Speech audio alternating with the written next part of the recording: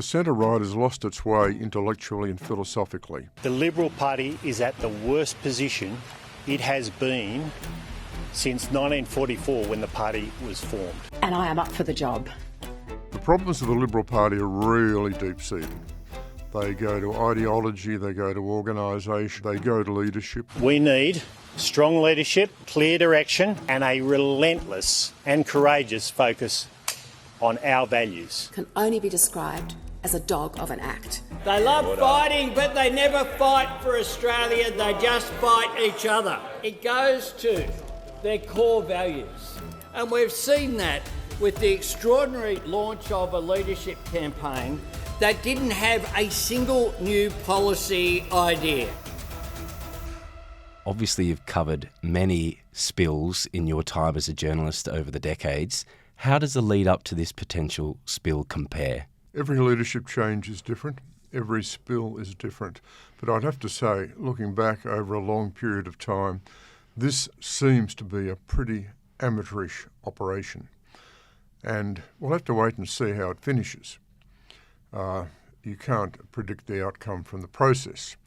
There may well be a brilliant outcome from this leadership spill. We'll have to wait and see.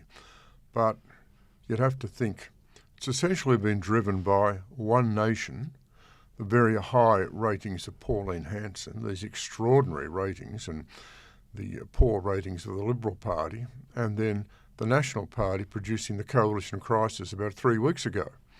Now, it's very clear that Susan Lee's ratings for a long period of time have been untenable. And if the ratings stayed like that, then sooner or later there would be a change. There's no question about that. After the election last year, it was a contested leadership. Susan Lee won the leadership quite narrowly against Angus Taylor. So that meant the party was divided from the start. That, combined with her poor ratings, meant sooner or later there would be a challenge. So are you convinced at all that changing the leader is going to change the position of the party at all? The problems of the Liberal Party are really deep-seated. They go to ideology, they go to organisation, they do go to leadership, they do go to the quality of the parliamentary party and the talent. But all I'd say is this: there's no magic wand for the Liberal Party. There's no silver bullet that's going to save the Liberal Party. So if Angus Taylor becomes leader of the Liberal Party in the next couple of days, he's going to face a really hard grind. This is going to be one of the most difficult challenges any new Liberal leader's faced. So yes, the point is that a leadership change in its own right won't solve the problem. What Angus Taylor's got to do is he's got to bring the party together. He's got to try and bring the moderate faction and the conservative faction back together. And then what he's got to try and do is he's got to try and enunciate fundamental policy principles the entire party can endorse, and he's got to get them out into the marketplace and sell them. I'm running to be the leader of the Liberal Party because I believe that Australia is worth fighting for. I believe we need strong and decisive leadership that gives Australians clarity, courage and confidence in providing a vision for the future. You've written for many months now that the Liberal Party, or that the centre-right, is at war. I want to ask, what do you think are the main drivers of this civil war on the centre-right that you've described? Well, I think that what's happened since the election campaign is that the Conservative wing, large sections of the Conservative wing in the party, decided the fundamental reason Peter Dutton did so badly was because he did not enunciate and run on conservative principles, and what the party had to do was it had to do that. Hence, the big civil war over net zero, getting rid of Scott Morrison's position of net zero at 2050, then the big campaign about immigration to take a much tougher stand on immigration. This has been combined with some strange debates about what should happen to economic policy. So the fundamental issue has been the Conservatives wanting to take the party to the right. Now, one of the big questions is how they do that. To what extent are they talking about a populist Conservative Party somewhat along the Australian version of Donald Trump or Nigel Farage? If that's what they're talking about, and a number of them seem to be thinking along those lines, that's a mistake. Now, having said that, I recognise, and I've written for a long period of time, that the best position for a Liberal leader is essentially on the centre-right. That's where Menzies was, it's where Malcolm Fraser was, it's where John Howard was. And if you're talking about the opposition being a centre-right party, well, you clearly don't take a progressive position. You take a position on the centre-right. But as Howard said, you've got to unite the party. You've got to bring the party together. What Howard said was the Liberal Party embodies two great traditions, the Liberal tradition and the Conservative tradition. You've got to bring them together. And one of the points I'd make about the populist Conservatives today, they don't seem to talk like that at all. They talk as though they want some sort of war against the moderates and some sort of conquest over the moderates. Well, if that's what they want, they've got it wrong. And I suppose this goes to the core of another thing you've been writing about a lot, which is the intellectual hollowness of the centre-right. Can you talk to me a bit about that? What's the basis of that hollowness? I think what's happened is that the centre-right has lost its way intellectually and philosophically.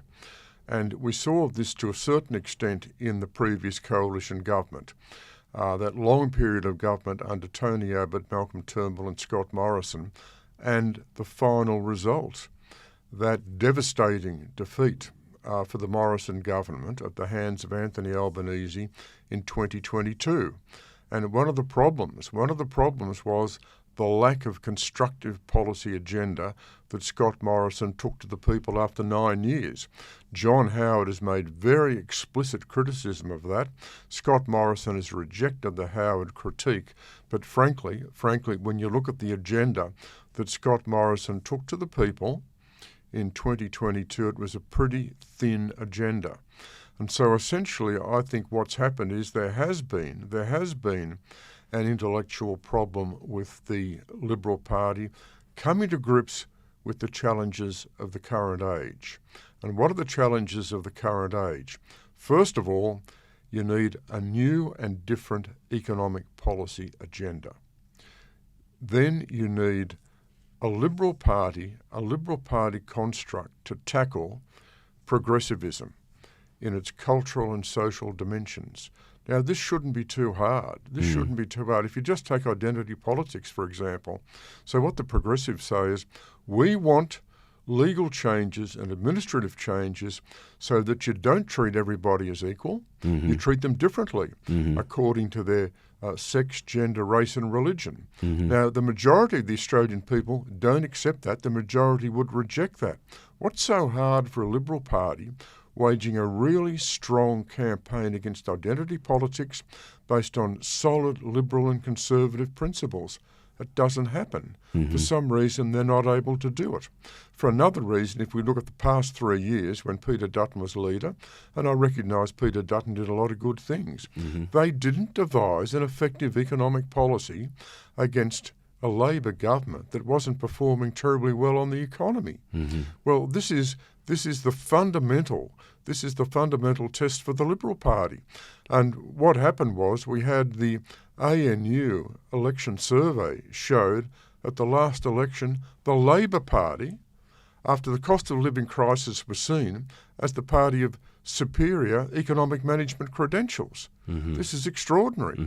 So the Liberal Party have failed the fundamental test of economic policy.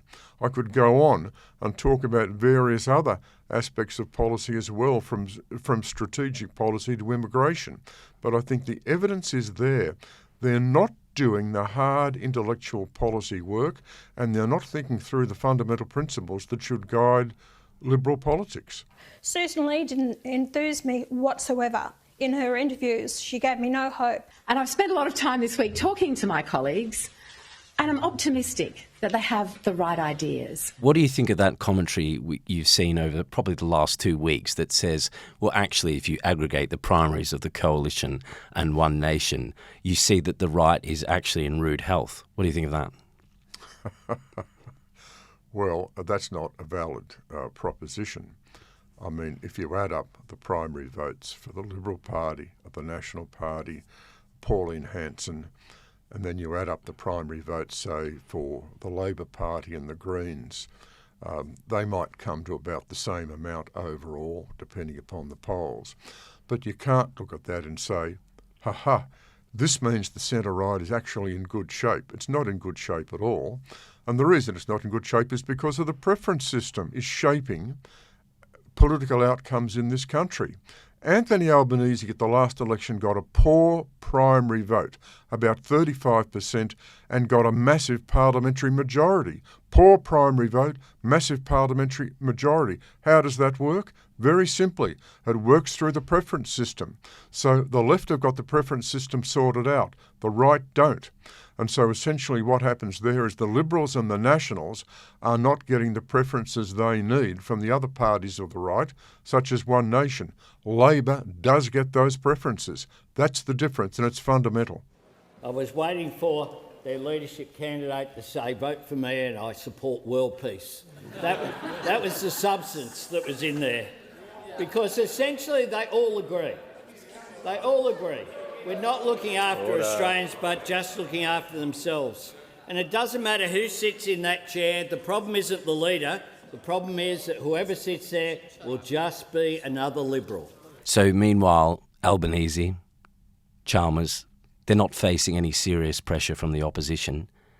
Do you think they're capitalising on this moment? Politically, this is a very astute Labor Prime Minister. Albanese is running in his fourth year a very united government. It's a very disciplined government. It's a government on message most of the time. And he keeps his nerve. He makes mistakes. He made a terrible mistake after Bondi opposing the Royal Commission. But he adjusted and he's coming back. He learns. So I think you've got a very astute government, a very astute Labor government in political terms, and a lot of people underestimate that. But secondly, the other point I'd make about the government is that it's not policy strong. There's a lot of ineptitude and flawed nature about the policies of this government. I mean, inflation's going back up. There are economic problems. There are economic difficulties. Whether one's talking now about social policy or foreign policy or economic policy or cultural policy, there are question marks about the quality of policy. So I think particularly when it comes to economic policy, the risk that Albanese faces is that the government will underperform on the economy and will be seen during this second term to underperform on the economy. What this means is that people will feel the cost of living pressures and people will feel living standards are stagnating. That will make them more impatient, more concerned, more sceptical about the Labor government. So the point to make about the Labor government is it looks strong on politics, probably weak on policy. But that doesn't mean they won't win the next election. They'll win the next election for certain unless the Liberals and Nationals, unless the coalition can put together a competitive agenda. And if they can put together a competitive agenda, they won't win the election, but they might be able to actually claw back a few seats from the Labor Party. And if they can, that is a measure of success. Paul Kelly, thanks very much. Thank you.